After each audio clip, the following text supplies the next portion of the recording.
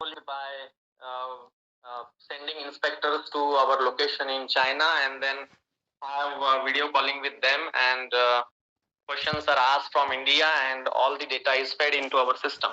So this system is also developed by our own company. It is not outsourced or anything like that.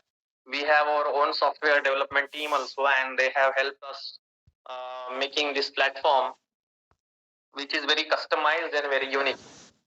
So warehousing and distribution, if you look at in USA, you can see these three locations. If you see, there is a central location, Texas. On West Coast, there is San Diego, and East Coast, there is New York. So we are spread all across the US, and also in Canada. Canada is just above this. If you look at the map, then Ottawa is near New York, and if you just go above Los Angeles, then you can reach Canada in about 8 hours. So we are very pretty spread across the US, and this is good for very quick distribution and turnaround time, lead time for our clients. So this is about what we are, how much we have grown, and since when we started and where we are, but how it all began. So if you look at this small leaf, the passion for uplifting farmers and small processor in India and China. So basically, I visited China in around 2017, Shanghai. There was a big trade show, and I had one dream that we should, help many small farmers, not only in India but also China, because there was large gap in understanding herbal products in USA, and many big companies and big processors, they were exploiting businesses in USA and Canada. So they were quoting unjustified prices, and because and they were taking undue advantage that businesses in US, they were not knowing what product is pure and what product is impure. They were not having any idea on identification, authentication, and all these things in United States. And there was large gap existing in 2020 also. Now also it exists. So our bigger focus, that idea was on to minimize the gap and then reduce undue profit margins of exporters, big exporters from all these countries, and then jump into the market and make people aware that what they are buying is actually a substandard product, but also at higher price. And we wanted to lower our profit margin, but at the same time provide pure, authenticated, and substantiated product with some proof, analytical proof to companies, and it worked. So second stage, first step was this: we had a passion, we wanted to do something, we wanted to do something on our own, and we knew that the idea was good, there was requirement in the market, there was gap in the market, and somebody had to troubleshoot that problem, and we took initiative.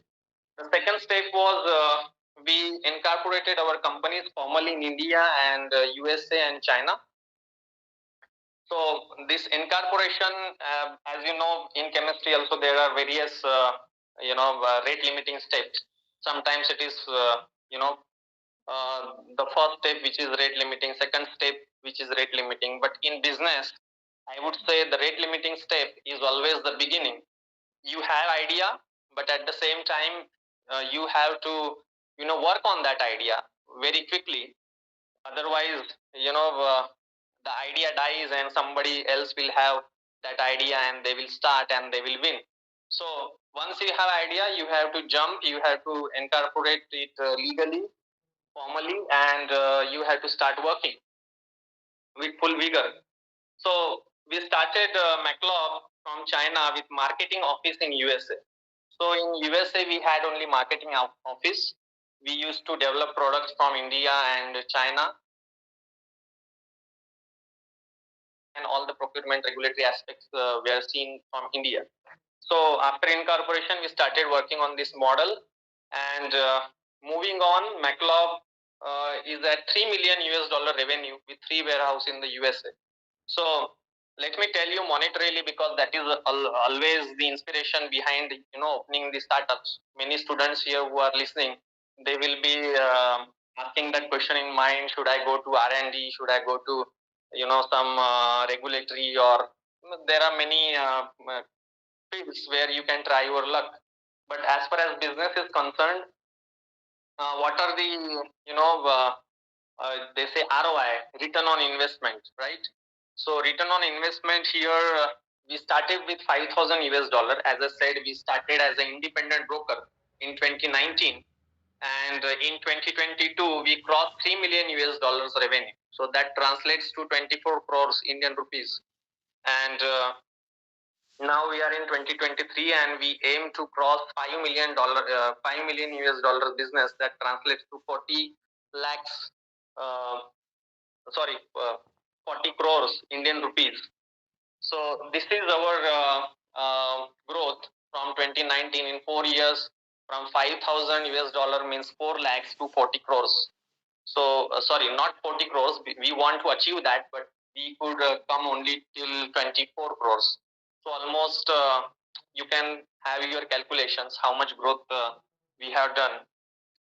And moving on, after that, stay on track. So backward integration with farmers, retail chain, R&D, and factories in India. This is what we want to do now, because most of these ingredients what we were procuring till now, we were procuring from contract manufacturers and some third parties. But now we want to have our own farms.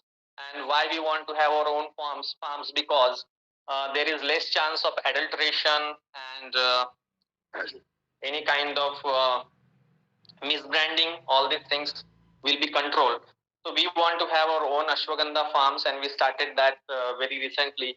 So it was a pilot project in 1 acre, but we would be increasing that to 100 acres, as I already mentioned. So in India, the beginning was very interesting. So when I was working with one company in USA, and there was a requirement of 300 metric tons of turmeric, and that was required in Bangladesh. So and at the same time, this all was required during the period of COVID. So in COVID, the movement was restricted and logistic was limited, and so many challenges were there to export. Even ports were not working during that time, and that time we got opportunity. We got inquiry, I would say, of 300 metric tons of turmeric to Bangladesh. So this was a big challenge. We had inquiry and we knew that this inquiry is very, very serious. At the same time, finding out someone who can have this much bulk of turmeric was very challenging. So we directly partnered and we directly asked help to government bodies in India during that time, and asked them if there are any farmers who can do this, and also with the quality that is required in Bangladesh market.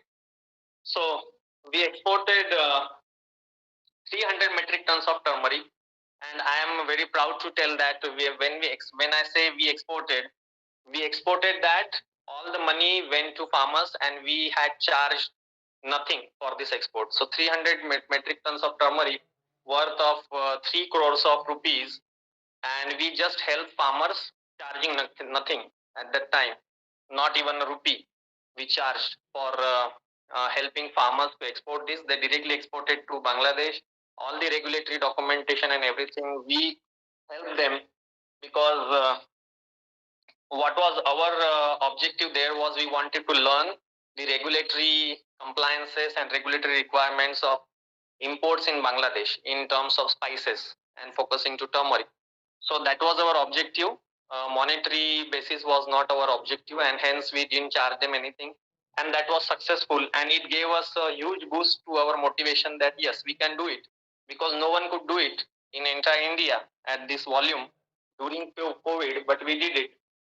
And that was a big motivation for us, and which actually transpired later to McLeod and the type of business that we are having today.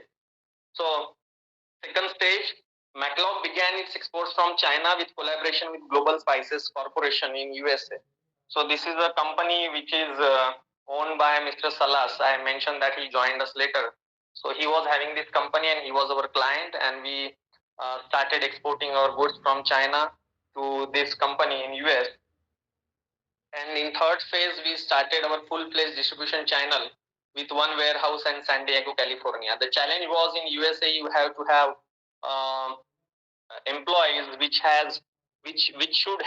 must have, you know, defined salaries. You cannot, just give anything to them and say that, okay, work for us, like in India. It's not like that. So that was a challenge for us because we were startups, and so we actually hired a few uh, employees in USA, and we put all our earnings initially from whatever business we had done to USA with Global Spices Corporation. We had put everything, and that was a huge risk. If it would fail, it would fail. If it succeeds, then it would take us to, logarithmic scale too. So so we started that, and luckily it it got hit, and we could expand our operations to New York and Texas. So future, Spices India now started moringa cultivation in India. McLeod started ashwagandha and burdock cultivation in Mexico. So I told you ashwagandha we started in India. Actually, when I made this presentation, there was a moringa cultivation, and which already got sold. Sorry to not to update that here, that we already sold the moringa that we cultivated, and now we are working with ashwagandha, that too in Vidarbha region, because you know that Vidarbha region is most drought prone areas in India. Most of the farmer suicides it happen here, and if we belong here, we owe something to the society, and with that vision we wanted to start ashwagandha cultivation around Yavatmal district and other drought prone districts. My own farm is in Washim district, so I started some ashwagandha cultivation there, and now it will be expanded to 100 acres as I told already, and then it will be processed and it will be exported. And burdock is another plant which basically comes from USA. It is native to USA, and we have started cultivating it in Mexico. We have some farmer connections who are working with us in Mexico, and we send them burdock seeds and seedlings from USA, and they are cultivating that in Mexico. So hopefully tomorrow you can see ashwagandha in Mexico. You can also see burdock in India. So that is the future plan. We want to have so many plants, acclimatize them to different conditions, because COVID has also taught us that diversification in supply chain is very, very important. You cannot rely on one or two countries like China and India. If India ports are not working, you should have some source of ashwagandha somewhere else in the world. So all people across the world are getting benefited, and there is no interruption of the supply chain. So this is the motto behind having cultivation in different parts of the world. And I can say that we are very near to that, but to make it happen in terms of marketing, it will take another 2 years. So this is the picture of our factory in Hunan province, China. These are the drums of bulk quantity, 25 kilo and 20 kilos. These are made up of paper, so we call them paper drums. This is our warehouse in San Diego, and this is our team. So Mr. Mike, my partner, McLeod MC in McLeod, and Mr. Salas on the left, Miss Megha Avasti in the middle, and this is me. And this is in the back. You can see Amaranth Farms in Nagpur. So we also worked on that in a small area, and this is just a small glimpse of that. Okay, this is all about what we are, where we reached, and how we reached, and how everything started and how everything ended. Now, what is my learning behind all this process?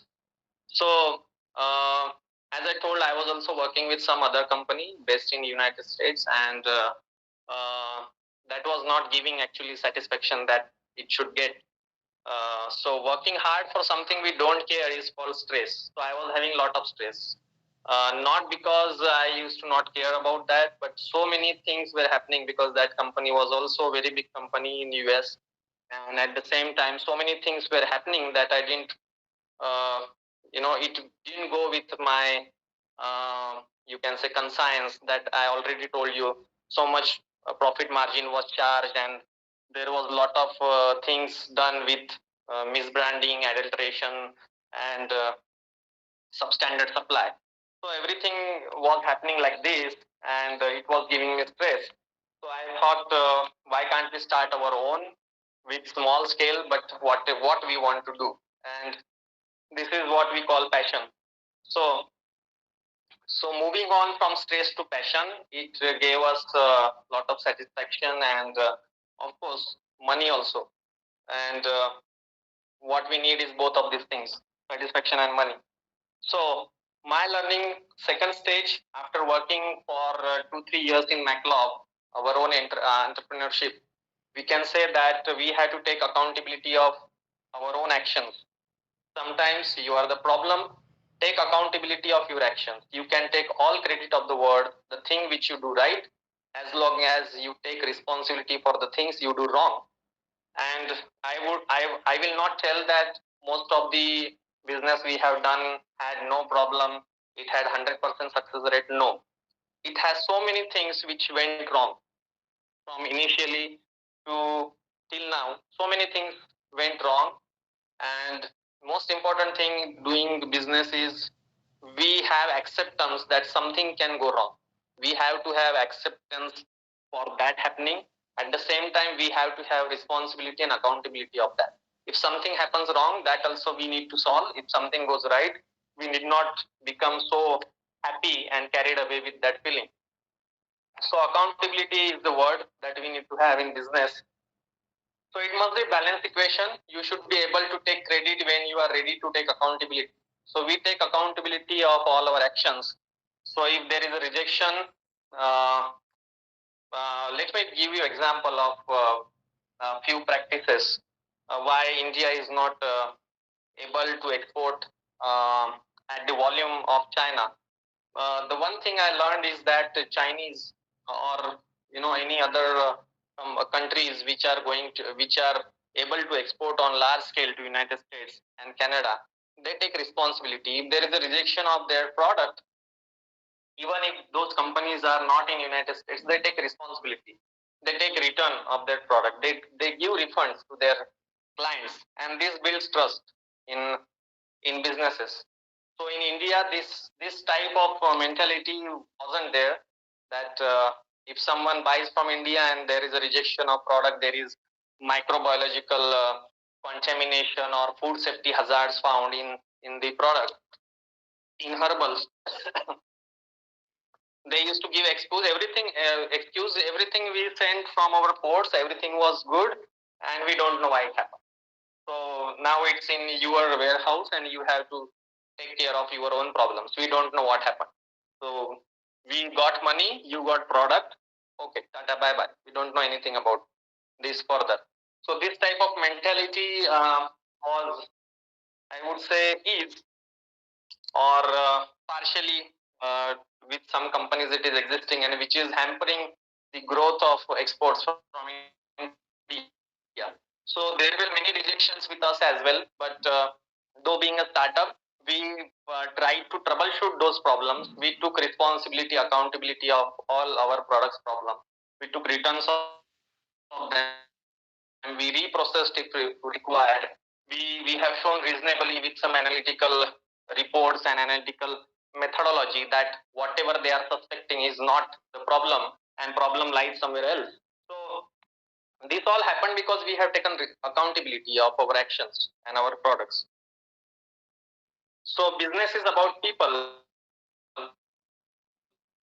So when there is question of people, there also comes politics. There also comes various emotions, various expectations, and so many things. So In business also that applies. So rule of democracy applies to business as well, which says of the people, by the people, for the people. So identifying right people, caring people needs, targeting people's problem and resolving it. Identifying right people, either is a buyer, seller, or business partner, and harnessing their potential to the best of the business is the key. So we started as two people in our company, and I'm glad to tell we are 20 people right now working for our company in various locations. And our company employs people from US, people from Mexico, people from China, people from India, and we all work from different locations. And everything, whoever works, all of their work is in one direction.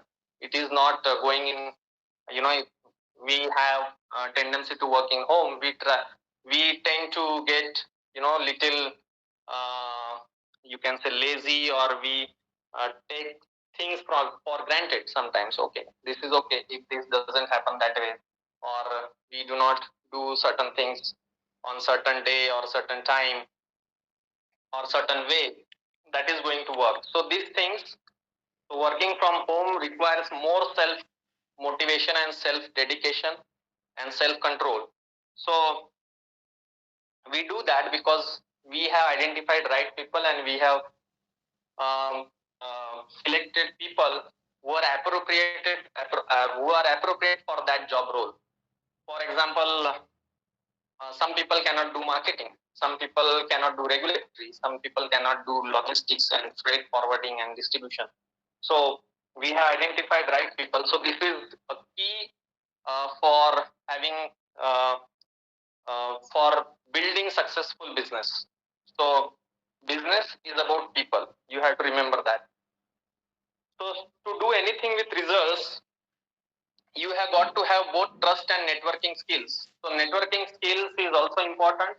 And networking skill doesn't mean that you have to bug people by calling them 100 times, 200 times, and telling them, okay, I have this product and please buy.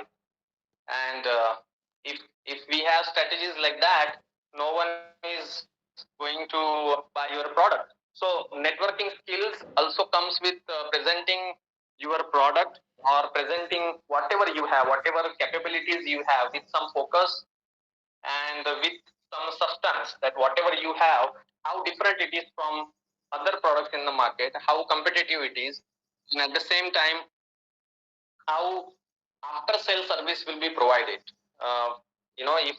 If our customer becomes our customer, they become our client. So this type of skill is required in business, and everything else can take birth from that. So investment, refinement of ideas, co-founders, first recruits, all can come from building trust and a network. So all vision and mission. So what was our vision and mission? We wanted to, lower the percentage of misbranded products in the United States.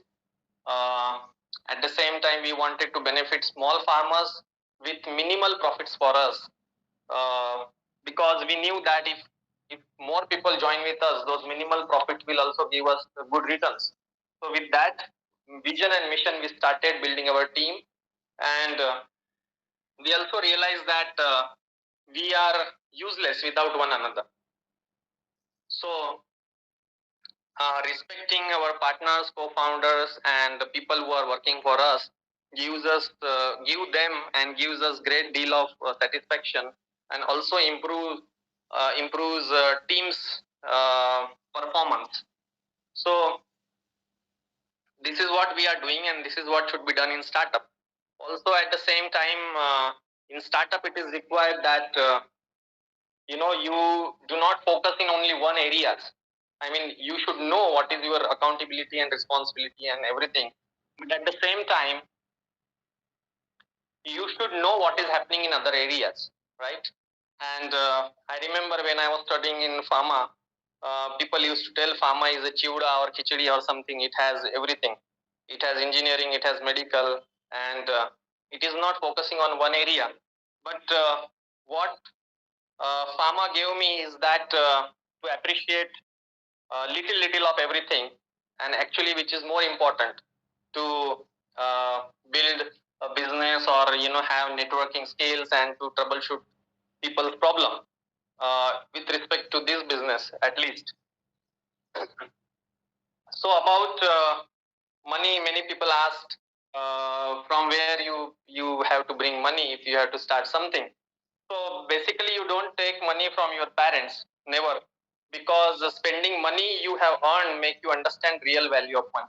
So I didn't start this business, or most of my partners who have joined me, they didn't start, this business taking money from their parents or their relatives or whatever. They have earned this money themselves, and so they took risk of investing this money in this particular idea, and that is how we are uh, running strong after so many years of many challenges. That is also important. If you do not have challenges and relationship is running, then there is a fair chance that when problem arises, there will be cracks in that type of relationship. So we already face so many challenges, and during these challenges also the partnership and relationship is intact.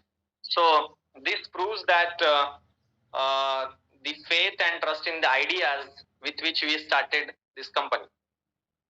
So avoid doing business with friends. This is my personal opinion. Avoid doing business with friends if you want to keep them as friends, because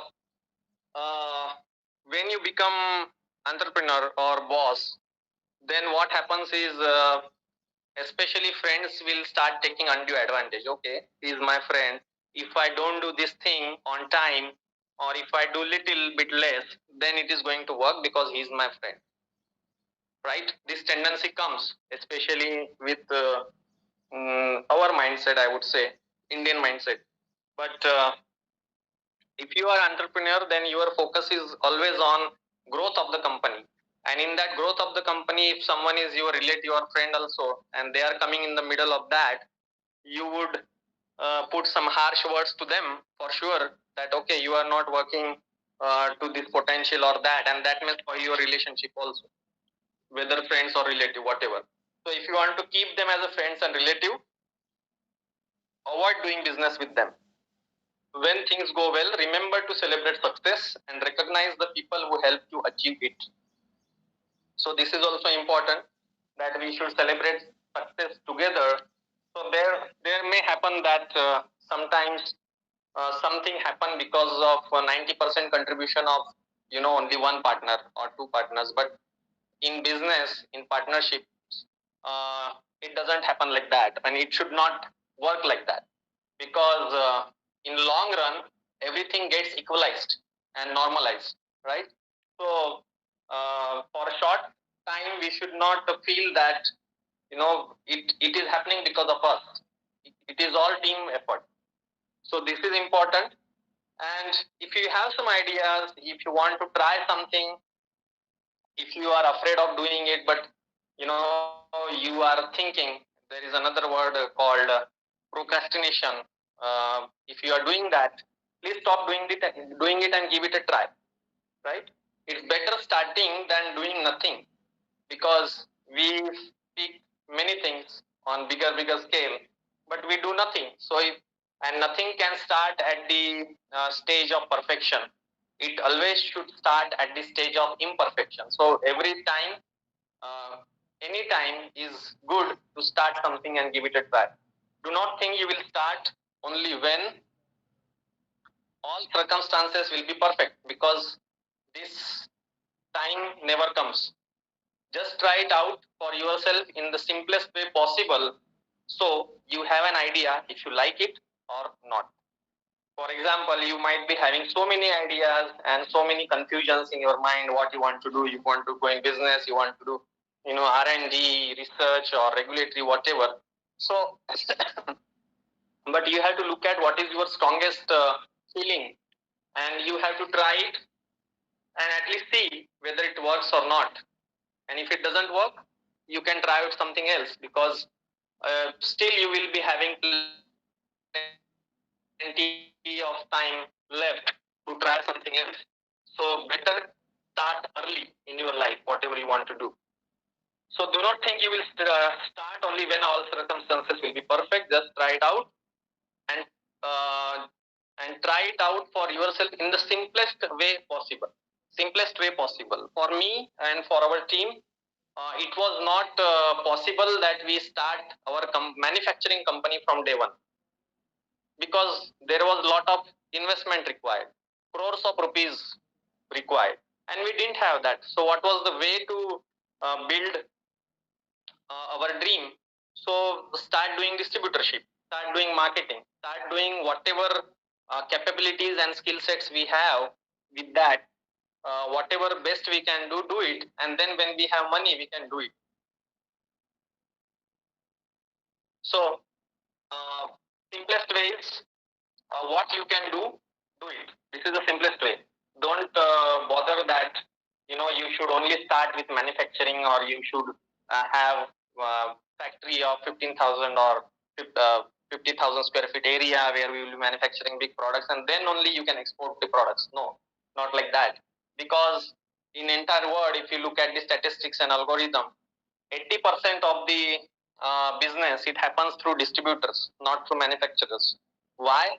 Because manufacturers, though they manufacture products, they lack techno commercial aspect of your product.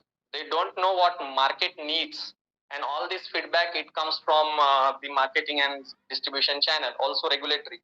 So um, take home message here is, you need to start from the simplest way possible, and do not shy from doing that. If it is simplest, just try it, because it will require less money also.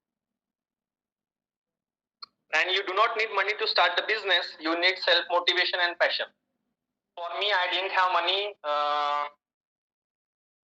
till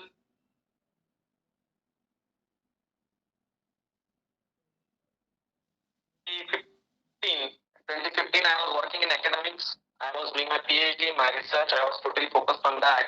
Only thing I knew that I always wanted to do something for farmers, and do something for herbal industry, and take Indian products to global level. So this was in my mind, but I never knew how I am going to do it. But as I got platform, then I started doing it on that time. So you should be keeping your direction of thinking always intact. If you want to achieve something, keep that always intact. Do not change it because circumstances are not going well, or you do not have money or something, because you are going to get it somehow, somewhere, sometime. So keeping that passion ignited, and then waiting for the right time is the key for starting any entrepreneurship, and it takes you long, long, long.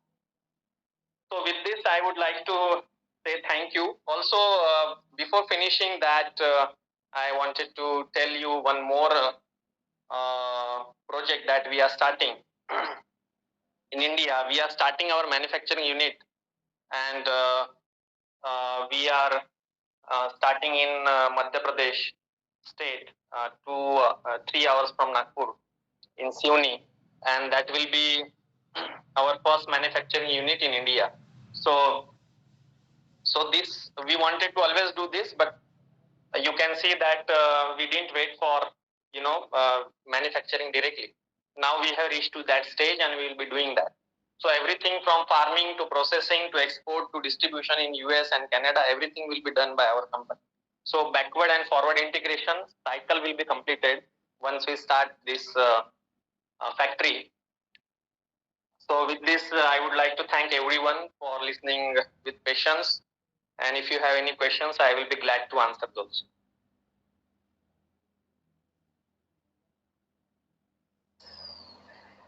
Dear students, you can ask questions.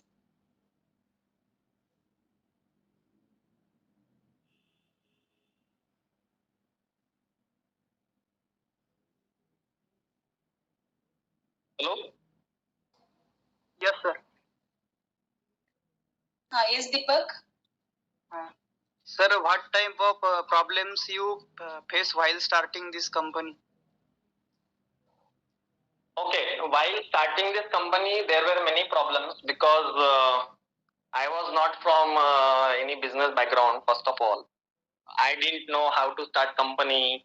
Then what are the compliances for running any company? What are the rules and regulations of corporates in the United States as well as in India? I didn't know anything, but then I knew I have to start it, right? So then I started studying on those aspects. So I knew how to incorporate company, then what are the rules, regulation, licenses, certifications required in United States. I started studying those, and then I tried to get those certifications. And same thing in India. So this is the first problem that we encountered. The second problem is consumer complaints, how to handle consumer complaints. So I was very naive in understanding how to handle those. If some customer complains, then how to solve that problem, what measures we have to take. So everything was doing and learning. So nothing was ingrained since beginning, and this was the bigger challenge. But identifying the challenge is more important. You have to identify what information you need or what is the problem. Once you identify the problem, you can kill that problem very easily. So this was challenge for me, but we killed it by learning it.